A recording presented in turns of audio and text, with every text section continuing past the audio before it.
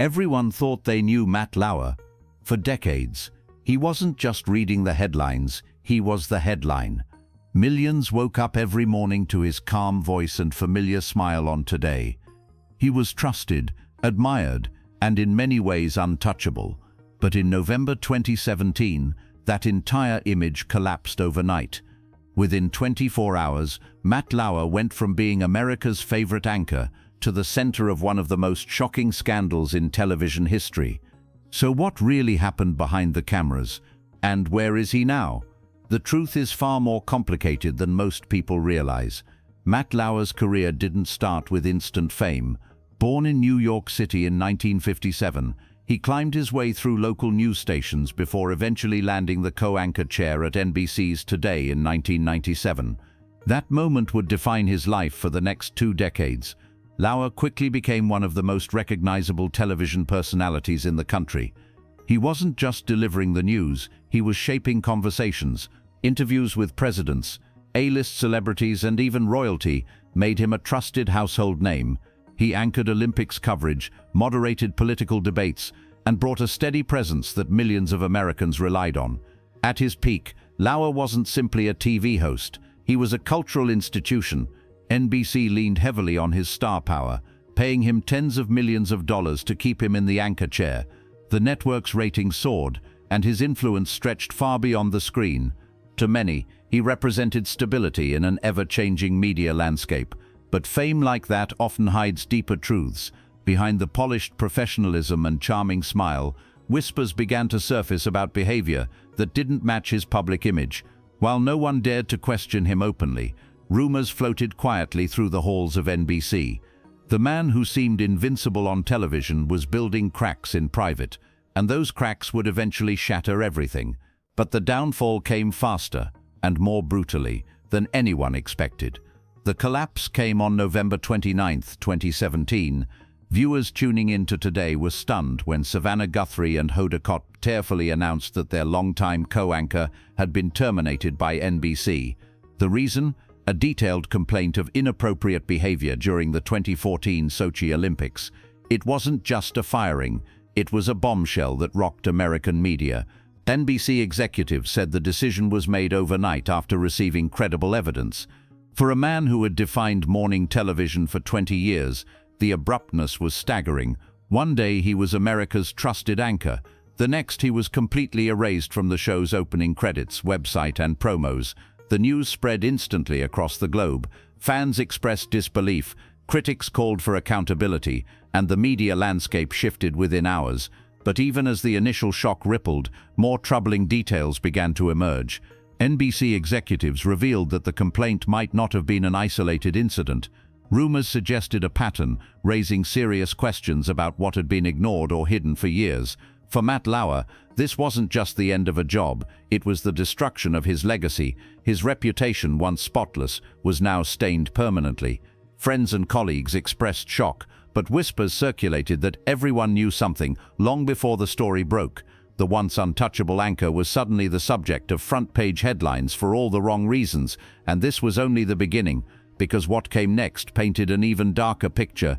In the days and weeks after his firing, more women stepped forward with disturbing claims. One of the most explosive came from Brooke Nevels, a former NBC employee.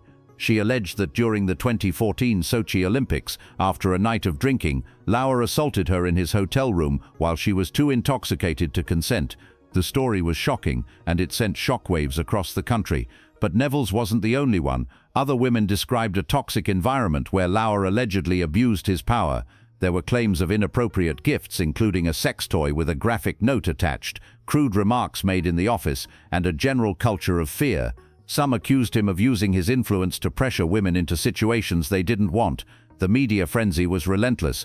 Each new report painted Lauer not as a respected anchor, but as someone who had operated unchecked for years. NBC scrambled to control the damage, distancing itself as fast as possible, but the damage to the brand was done, and the questions about how much NBC leadership knew or ignored only grew louder. For viewers, the betrayal cut deep. This was the man they'd trusted every morning. For colleagues, the atmosphere inside NBC turned cold and tense. The industry was undergoing a reckoning, and Matt Lauer had become one of its most prominent cautionary tales. But Lauer wasn't about to stay silent. He had his own version of events, and he wanted the world to hear it. After weeks of silence, Matt Lauer issued a lengthy statement to address the firestorm. He admitted to an extramarital affair with Brooke Neville's, but denied that it was anything other than consensual. In his words, the relationship was inappropriate, but not criminal. He pushed back against the most serious allegations, calling them false and damaging. For some, this rebuttal was seen as a desperate attempt to salvage what little was left of his reputation. For others, it raised uncomfortable questions about how consent, power, and influence play out in high-pressure workplaces. Either way, Lauer's words did little to change the growing public perception of him. He admitted that while some of the stories being reported were exaggerated or untrue, enough of them had truth to leave him embarrassed and ashamed. That line stuck with many people, suggesting an acknowledgement of wrongdoing without taking full accountability. Media outlets dissected every word of his statement. Was it a calculated defense, a genuine plea for understanding, or simply damage control from a man whose career was already over? Critics argued that Lauer showed little empathy for the women involved, focusing more on protecting himself than on addressing the culture of harassment that had come to light. But whether the public believed him or not, the impact was clear. Matt Lauer's days as a trusted news anchor were finished.